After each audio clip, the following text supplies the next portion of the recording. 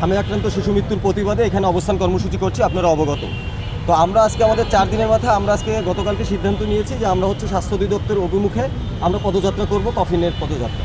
তো আমরা আজকে এইখান থেকে যাত্রা শুরু করব। তো আমাদের ধরেন শুরুতেই আমরা তো 3 জন আসছিলাম, আমাদের সাথে হচ্ছে নিহতর পরিবারগুলো আসলে আমাদের সাথে যুক্ত হওয়ার কথা ছিল, কিন্তু প্রশাসনেরও এক ধরনের চাপ আছে যে আমরা 10-12 জন নিতে পারবো না, মানে সর্বোচ্চ 7-8 জনও যদি নিই আমাদের তারা আটকায় দেবে। তো আমরা বলতে চাই যে 2-3 জন মানুষ সহ্য হচ্ছে না একটা ধরেন এই যে ব্যবস্থা, আমরা তাহলে এই অব্যবস্থাপনা তো আসলে সব জায়গায়, এটা শুধু স্বাস্থ্য খাতে না। তো আমরা বলতে চাই যে স্বাস্থ্য খাতের যে এই দুরবস্থা, সেখানে আমাদের প্রশাসনের ভাইদেরও এক ধরনের আচরণ আমরা দেখলাম যে আপনারা গেলে আপনাদের আমরা আটকায় দেবো রাস্তায়। তাহলে আসলে আমরা আমাদের পদযাত্রা চলমান রাখবো। আমরা হচ্ছে স্বাস্থ্য অধিদপ্তরে যাব, আমরা স্মারকলিপি দেবো এবং আমাদের যে কফিন, আমরা কফিন তাদের হস্তান্তর করবো। এবং আমরা বলছি আমাদের যে দাবি 7 দফা দাবি, তার জন্য আমরা পরবর্তী যে আমাদের কর্মসূচি আমরা সেটা স্বাস্থ্য অধিদপ্তরের সামনে ঘোষণা করব আমাদের কফিন এবং হচ্ছে স্মারকলিপি দেওয়ার পরে।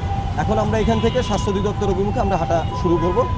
আমরা আপাতত 3 জনই শুরু করেছি, আমাদের সাথে আরও যুক্ত হবে এবং প্রশাসনিক এক ধরনের তো ইয়ে আছে, আপনারা অবগত দেখছেন যে আমাদের এখানে তৎপরতা তাদের আছে এবং তারা এক ধরনের বাধাও দিচ্ছে।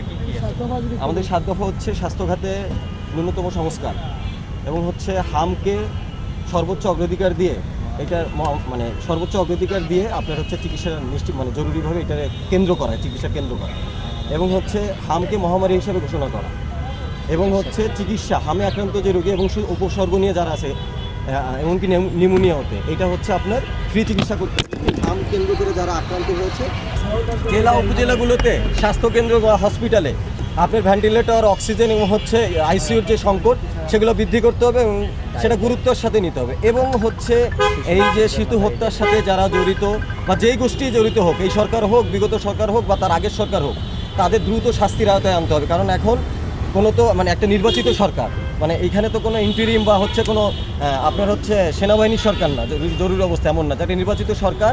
এখানে একটা মহামারীর মৃত্যুর মিছিল হচ্ছে, অসংখ্য শিশু আক্রান্ত হয়ে মারা যাচ্ছে এবং প্রতিনিয়ত সেটা বাড়ছে।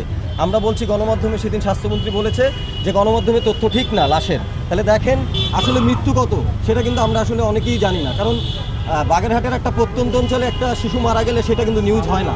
তাহলে আমরা বলতে চাই যে লাশের সঠিক তথ্য আমরা জানতে চাই। আমাদের এই 7 দফা দাবি এই দায়টা মোটা দাগে ধরেন এইখানে আমরা তো দেখেছি যে আমাদের ইন্টারিমের এখানকার বলা হচ্ছে বা দোষ চাপানো হচ্ছে। আমরা তো বিগত 4 দিনই বলে আসছি যে দোষ চাপানোর যে এখানে একটা রাজনীতি হচ্ছে, এই হত্যাকাণ্ডগুলো রাজনৈতিক হত্যাকাণ্ড হয়ে গেছে। কারণ বিরোধী দল বলেন বা সরকার দল বলেন, কেউ দায় নিচ্ছে না, সবাই সবার উপরে চাপাই দিচ্ছে। তাহলে আমি মনে করি ডক্টর ইউনূসও যদি দায়ী হয়, তাহলে তারে শাস্তির আওতায় আপনারা আনতে ভয় পাচ্ছেন কেন? আপনারা তো রাষ্ট্রের জনগণের সম্মতিতে সরকার গঠন করছেন, তাহলে জনগণের সম্মতিতে সরকার গঠন করলে ইউনূস সাহেব যদি আপনি দোষী হয় তাকে ফাঁসি দেন, আমাদের তো আফসোস না। কিন্তু আমরা বলছি যে যার দোষ হোক, আমাদের এই মানে মৃত্যুর মিছিল থামাইতে হবে।